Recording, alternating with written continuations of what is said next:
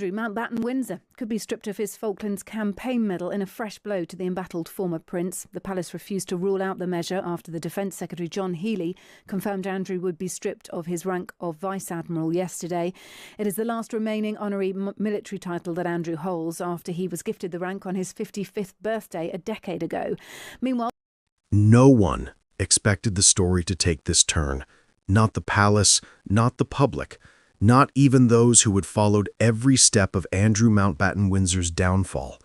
Because no matter how far he had fallen from royal grace, there was always one part of his identity that seemed untouchable, one chapter of his life that remained pure, honorable, and beyond the reach of scandal. His wartime legacy, his service in the Falklands, his reputation as a young man who had risked his life in the South Atlantic and returned home a hero. For decades, that legacy stood like a monument, a reminder that whatever happened later, whatever controversies or allegations surrounded him, he had once served his country with courage. But today, even that monument has been torn down. Not metaphorically, literally. The plaques are gone. The tributes are gone. The commemorative markers are gone.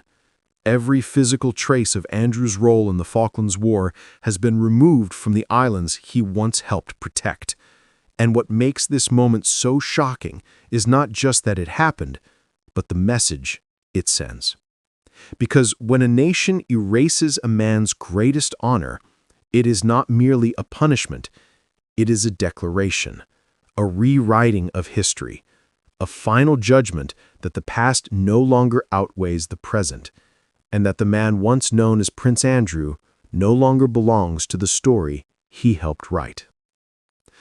Before we dive in, there's something I need to share with you. Over the past few days, thousands have watched these stories unfold, but most haven't subscribed. If you're one of them, I invite you now to join us. Subscribe to Crownverse so you never miss the next chapter in this unfolding royal history. What is happening to Andrew Mountbatten-Windsor right now is unlike anything the modern monarchy has ever seen. Because this is not just the stripping of titles, or the loss of privileges, or a quiet retreat into private life. This is a total erasure of legacy, a dismantling of the last part of his identity that held any respect. And for those who know the history, the symbolism is profound. Andrew's role in the Falklands War was the one moment the world unanimously agreed he had shown bravery. As a Sea King helicopter co-pilot, he flew decoy missions specifically designed to draw Argentine missiles away from British ships. These missions were dangerous, terrifying, and required a level of courage that few ever experience. When he returned from the conflict, his mother, Queen Elizabeth II, greeted him personally at the dock, a moment that became iconic. Veterans from the islands welcomed him warmly. Islanders proudly displayed plaques he unveiled. Facilities he opened became part of the Falklands' modern identity. For years, that part of the story never changed. Even as scandals grew around him, even as allegations emerged, which he has always denied, even as his reputation collapsed, Falklanders held on to the historical truth. He had served, and he had served bravely. But that era is over, and the speed at which his wartime legacy is now being erased is staggering. According to officials on the islands, every commemorative plaque bearing Andrew's name has been taken down. Not just removed, taken down with finality. Airport officials confirmed the removal of plaques at Mount Pleasant Airport, which Andrew inaugurated after the war. School officials confirmed that plaques at the Infant Junior School in Stanley have been removed and that he is no longer recognized in their history. Staff at the field station of the Falklands Conservation Trust confirmed that his plaque there is gone too. At the KEMH hospital, the commemorative tablet bearing his name was taken down in 2022 and sent to the Falklands Museum for storage. And across the islands, from public buildings to local institutions, his name has been erased. The reasoning given is consistent. His association with Jeffrey Epstein, his legal settlement with Virginia Giuffre, and the king's decision to strip him of his titles make it no longer appropriate for him to be publicly honored. It is important to note that Andrew vehemently denies the accusations made by Virginia Giuffre. It is also important to clarify that many of the public reactions expressed in the article are opinions from locals and observers, and not official governmental stances. But regardless of legal guilt or innocence, the public narrative has overtaken the historical record, and the Falklands, the one place where Andrew's name once represented duty, loyalty, and courage, have now declared through their actions that those days are gone. One Falklands-born resident put it bluntly: Andrew has rightfully been stripped of his titles and plaques. He has brought shame upon his family and the country he once represented. Whether this view is universal or not, it reflects the broader shift in public sentiment. Because this is not just a local decision, it aligns with the monarchy's own dramatic repositioning of Andrew. 2 weeks earlier, King Charles formally removed Andrew's prince title, his Duke of York title, his Order of the Garter knighthood, and his remaining military honors. The palace made clear that the process is ongoing and irreversible. And the Falklands, seeing the monarchy itself sever its ties, followed suit. For Andrew, this is not just humiliation, it is devastation. A source quoted in the article claimed that Andrew's connection to the Falklands was his last remaining source of pride. This is not verified directly by Andrew or by his representatives, but it aligns with what many observers have long noted. His military service was the one part of his life that retained dignity. And now, even that is being stripped away. To understand why this moment is so emotionally charged for him, we need to look back at what the Falklands meant to him personally. In 1982, the war broke out suddenly, violently, and with immense political stakes. Andrew was just 22 years old. He was not kept home, he was not shielded, he was not protected by his royal status. He served. And for decades afterward, that service shaped his identity.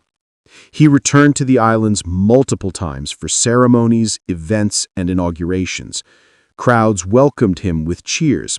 Signs reading "British Forever" filled the air. His wartime heroism became part of the island's collective memory. For Andrew, these visits reinforced the idea that no matter what the future held, he would always be respected there for what he had done as a young man. But now that chapter has been rewritten. And in place of admiration, there is rejection. In place of plaques, there are empty walls. In place of honor, there is silence. What makes this moment even more striking is that the erasure is not limited to the Falklands. Across the United Kingdom, plaques bearing Andrew's name have been removed from hospitals, universities, and royal buildings. Chase Farm Hospital in North London has removed his plaque. The universities of Manchester, Huddersfield, and Newcastle have removed their plaques. His patronages have been revoked. His public roles are gone. His name is being quietly but thoroughly erased from institutions across Britain. And now the Falklands, a place he once saw as a second home, have joined that movement. Behind all this lies the scandal that has defined Andrew's downfall. His long association with Jeffrey Epstein, his infamous Newsnight interview in 2019, his legal settlement with Virginia Giuffre, which did not include an admission of guilt, but nonetheless created permanent damage to his public image. His emails, resurfaced in released documents, showing communication with Epstein after incriminating photographs emerged. Claims, unverified and disputed, that he attempted to minimize his involvement. Each revelation chipped away at his reputation. And now, with new documents about Epstein circulating and public anger rising, pressure on Andrew has intensified. A royal expert recently stated that Andrew is now considered a flight risk and that his passport should be removed. An opinion, not a fact, not a government position, but one that reflects the intensity of scrutiny surrounding him. In the Falklands, where public memory is deeply tied to sacrifice and heroism, the association with Epstein has become impossible to separate from his wartime past. And so the decision was made. The plaques must come down. The history must be amended. The islanders no longer want Andrew's name on their walls, in their schools, or in their public spaces. Whether this erasure is justified or not remains a matter of public debate. But the fact is, it has happened. And it represents one of the most symbolic blows Andrew has faced since the beginning of his fall. Because while losing titles is painful, losing legacy is shattering. Titles can be stripped, honors can be revoked, roles can be removed, but legacy, the story of what you once did for your country, is supposed to endure. For Andrew, that legacy was the Falklands, and now that too is gone. This moment also highlights something larger about the monarchy's stance. King Charles has made it clear that Andrew will not be rehabilitated. There will be no quiet return, no public role, no reintegration. He is moving to Sandringham, not as a member of the royal household with status, but as a private citizen. His home at Royal Lodge is being taken. His royal privileges have been removed. His future is being carefully controlled, and his past is being systematically dismantled. In the article, several Falklands institutions confirmed that his plaques have been removed because of His Majesty's intent. That phrase is powerful. It means the islands are not acting alone. They are aligning with the monarchy. And the monarchy's message could not be clearer. Andrew's era is over. There is also the looming threat of legal consequences. An anti-monarchy group, Republic, is reportedly preparing a private prosecution for alleged misconduct and corruption. These are claims, not proven facts. Andrew denies all allegations, but the possibility of legal action keeps the public spotlight fixed on him. Meanwhile, revelations continue to emerge in the Epstein files. Emails, names, connections. Each new release fuels public outrage, and whenever Andrew's name is mentioned, the reaction grows more severe. It is in this context, a storm of scandal, controversy, and public anger, that the Falklands have acted. And with their action, the final piece of Andrew's royal identity has fallen. What remains now is a man stripped of titles, stripped of status, stripped of public honor, and stripped of the legacy he held closest to his heart. The islanders have made their statement. The man they once welcomed as a hero no longer represents them. And with each removed plaque, the message becomes louder. Andrew Mountbatten-Windsor no longer belongs in their story. But the emotional impact of this moment is felt far beyond the islands. For Andrew, this is not just about history. It is about identity. It is about the last place that still saw him as the young man he once was, not the disgraced figure he has become. Losing the Falklands is not losing a location. It is losing the last place where he was still respected.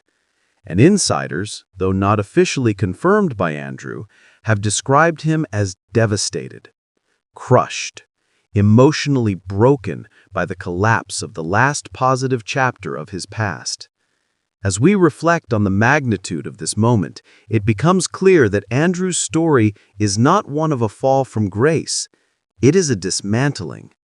Piece by piece, his identity has been removed. Piece by piece, his history has been rewritten. Piece by piece, the monarchy has made sure he will not return. And now, with the erasure of the Falklands, the last connection to his heroic past has disappeared. The question now is simple. What remains?